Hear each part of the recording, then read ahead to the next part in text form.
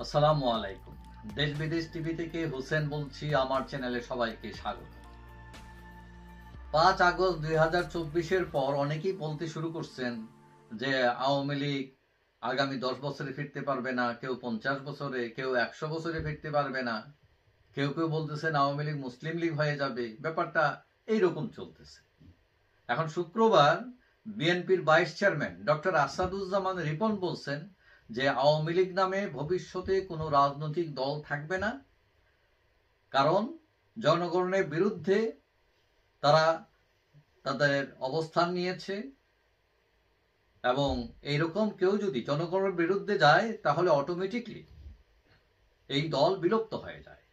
আওয়ামী লীগ ভুল রাজনীতি করেছে, জনগণের বিরুদ্ধে অবস্থান নিয়েছে, সুতরাং বিলুপ্তির পথে আওয়ামী লীগ আর ফিরে আসার কোনো সুযোগ নাই। এখন ঘটনা কতটুকু সত্য? আসলে আওয়ামী লীগ বিলুপ্ত হয়ে যাবে? তার ভবিষ্যৎবাণী নাকি তিনি গণনা করে বলছেন গণকের মতো? সেটা কিভাবে বলছেন, কোন যুক্তিতে বলছেন, এটা আমার জানা নাই। বিখ্যাত লেখক হুমায়ুন আহমদ যখন তিনি ক্যান্সার আক্রান্ত হন এবং আমেরিকায় গিয়েছিলেন ডাক্তার দেখাতে, তখন তিনি ডাক্তারকে জিজ্ঞেস করছিলেন যে তিনি কি মরতে যাচ্ছেন কিনা। তখন ডাক্তার প্রত্যুত্তরে বলছিল, হ্যাঁ আপনি মরতে যাচ্ছেন। এবং হুমায়ুন আহমদ খুব নার্ভাস হয়ে যান এটা শোনার পর। তখন ডাক্তার হেসে বলেন যে আমরা সবাই মরার পথেই আছি, কিন্তু প্রশ্ন হচ্ছে কখন মরবো, সেটা হইল প্রশ্ন। এখন সেই হিসাবে যদি বলি তাহলে পৃথিবীতে কোনো কিছু চিরস্থায়ী নয়। সেই হিসাবে আওয়ামী লীগের অবশ্যই বিলুপ্তি ঘটবে, বিএনপির বিলুপ্তি ঘটবে, জাতীয় পার্টির ঘটবে, নাগরিক পার্টির ঘটবে। এখানে চিরস্থায়ী বন্দোবস্ত নামে কিছু নেই। এখন ডক্টর রিপন বলছেন যে আওয়ামী লীগ জনগণের বিরুদ্ধে দাঁড়িয়েছে। এখন আমার প্রশ্ন, জনগণের বিরুদ্ধে শুধু আওয়ামী লীগই দাঁড়িয়েছে?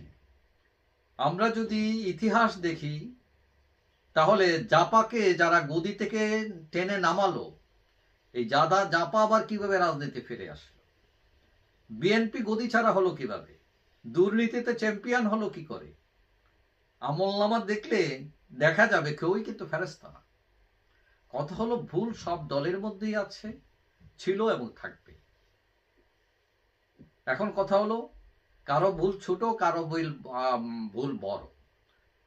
কথায় আছে হাতি মরলেও লাখ টাকা। আওয়ামী লীগ হচ্ছে হাতি, এটাকে আপনি তুলার মতো উড়াইয়া দেবেন, ব্যাপারটা সেরকম না।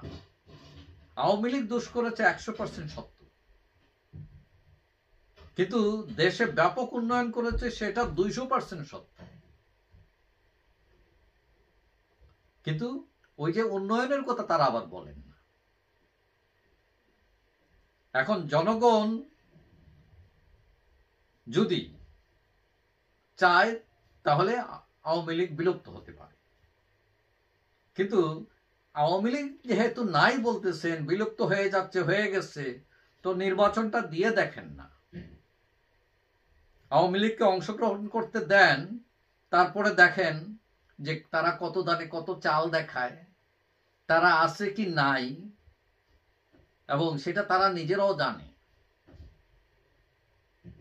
এই যে পিআর পদ্ধতিতে সংখ্যানুপাত পদ্ধতিতে নির্বাচনের কথাবার্তা বলছে, অনেকে এখন বলতেছেন যে এই পদ্ধতিতে নির্বাচনের কথা বলা মানে আওয়ামী লীগকে পুনর্বাসন করা।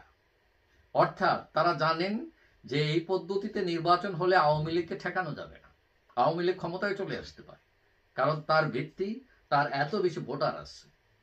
এখন এই পরিস্থিতি জেনেও কেউ যদি বলে আওয়ামী লীগ শেষ হয়ে যাবে, বিলুপ্ত হয়ে যাবে, এটা কতটুকু যৌক্তিক? আপনি দিবা স্বপ্নে এগুলো বলতে পারেন, কিন্তু সব স্বপ্ন কিন্তু বাস্তব হয় না। কারণ সবাই জানে আওয়ামী লীগের শক্তি কি। আওয়ামী লীগ ভুল করেছে, এটা সত্য, এবং এটা বিলুপ্ত হবে না, এটা তার চেয়ে বড় সত্য।